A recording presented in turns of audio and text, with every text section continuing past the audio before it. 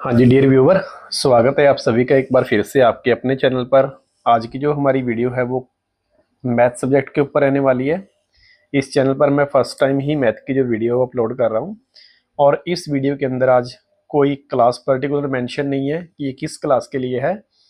ये basically sixth class से लेके +2 क्लास तक या आप किसी भी जॉब ओरिएंटेड तैयारी कर रहे हो तो सभी के लिए ये वीडियो है।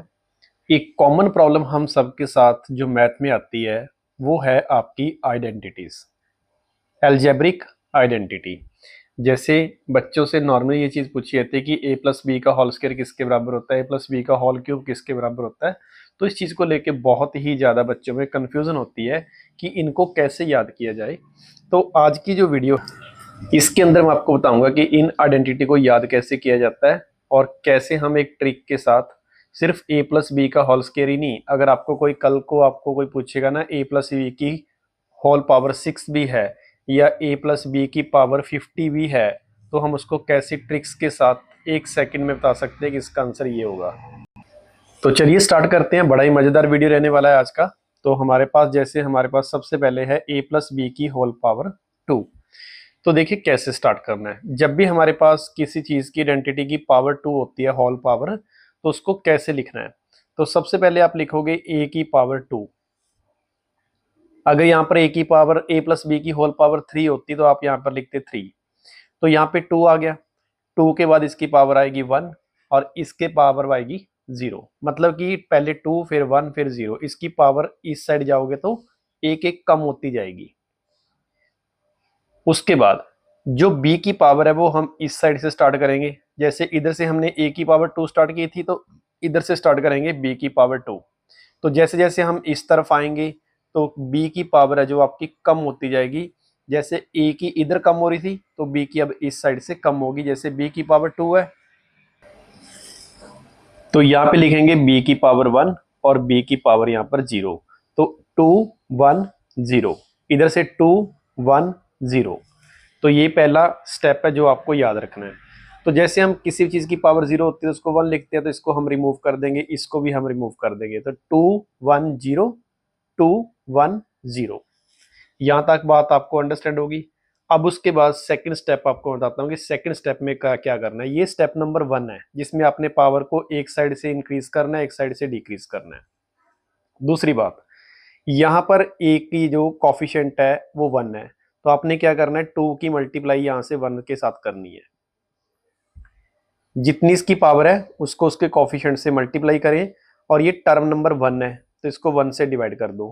तो 2 1 2 और 1 से डिवाइड करेंगे तो 2 ही आएगा, तो आप अगले टर्म के साथ लगा दोगे 2। दोबारा बताता हूँ, देखो इन दोनों की मल्टीप्लाई करके ये टर्म नंबर 1 है तो इसकी 1 से डिवाइड करो तो आपको यहाँ पे 2 लिखना होगा। अब जैसे यहाँ देखोगे तो इसकी पावर कितनी है 1, 2 मल्टीप्लाई 1। अब ये टर्म नंबर कौन सी है, ये फर्स्ट टर्म थी, ये सेकंड टर्म है। तो अब इसको किससे डिवाइड करोगे आप, 2 से। तो जब 2 से डिवाइड करोगे तो यहाँ पे वैल्यू कितनी आ जाएगी 1। तो ये ट्रिक है। अब यहाँ पे देखो आपकी पॉजिटिव पावर है तो पॉजिटिव के अंदर क्या होता है कि सारी ही आपकी वैल्यू है जो प्लस में आएंगी। तो पावर 1 को लिखने का कोई फायदा नहीं क्योंकि 1 लिखने से उस पर कोई फर्क नहीं पड़ेगा और यहाँ पे भी 1 लिखने से कोई फर्क नहीं पड़ेगा। तो आपका ये पहला आइडेंटिटी बन गया A square plus 2 A B plus B square. इसी तरीके से देखिए आप 3 वाली बनाओगे। अब 3 वाली देखो कैसे बनेगी, सेम तरीका। जैसे होल पावर 3 है तो आप पहले लिखोगे 3, फिर लिखोगे आप 2, फिर लिखोगे आप 1 और फिर लिखोगे आप 0। अब मैं बार बार 0 नहीं लिखूंगा क्योंकि यहाँ पे अब 0 का मतलब 1 नहीं होता है। ए की पावर 0 लिखने की बजाय हम यहाँ पे डॉट लगा देंगे। अब यहाँ से हम उल्टा स्टार्ट करेंगे बी की पावर। जैसे ए की 3 स्टार्ट हुई थी, कम होती गई, और इधर से अब वापस आएंगे तो बी की कम होती जाएगी। तो यहाँ पे बी की पावर 2, फिर बी की पावर 1 और बी की पावर 0। तो पावर 1 लिखने का कोई बेनिफिट नहीं है तो आप इसको 1 हटा दीजिए। तो ये वो स्टेप हो गया 3 2 1 0, 3 2 1 0। अब यहाँ पर देखना है कि हमें क्या लिखना है। तो मैंने जैसे बताया था कि इसका कॉफिशिएंट क्या होता है 1। तो आप क्या करोगे, यहाँ पे 3 की मल्टीप्लाई 1 से कर दोगे और ये टर्म नंबर 1 है तो 1 से डिवाइड करो।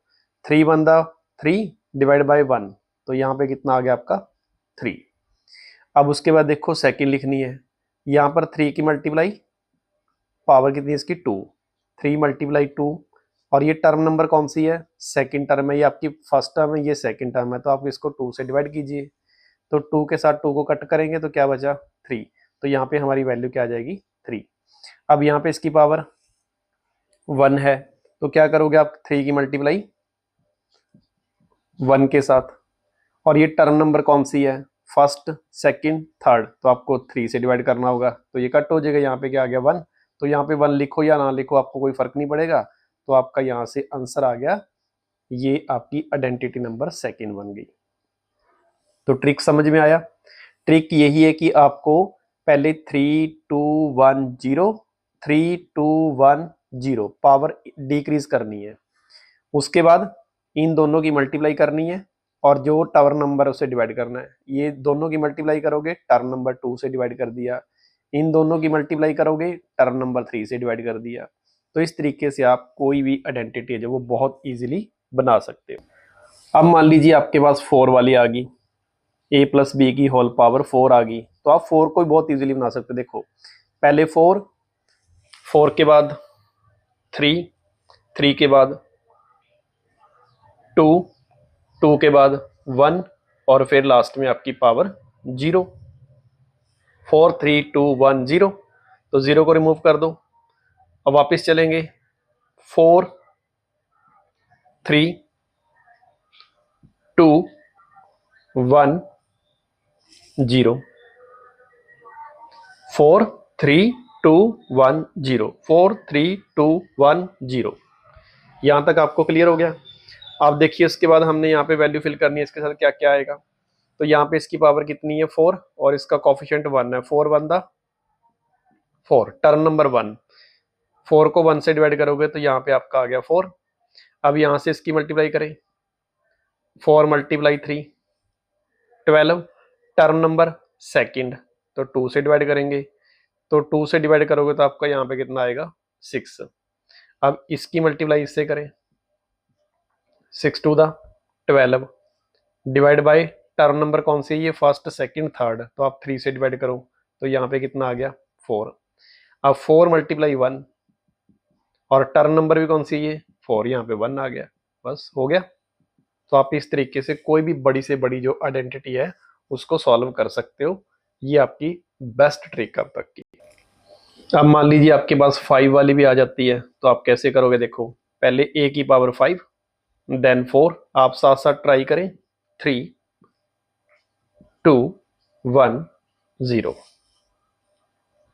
0 वाले को लिखने की जरूरत नहीं है, तो आप यहां से देखो 5 4 3 2 1, अब उधर से स्टार्ट करोगे 5 4 3 2 1 0।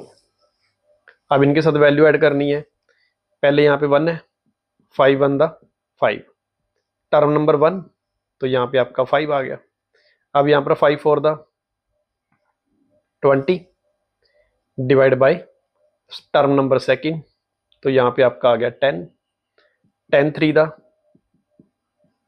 टर्म नंबर 3, तो यहाँ पे आपका 10 आ गया, 10 2 दा 20, टर्म नंबर 4, तो 5 आ गया, यहाँ पे 5 1 दा 5, डिवाइड बाय टर्म नंबर 5, तो आपका आंसर यहाँ पर 1 आ गया।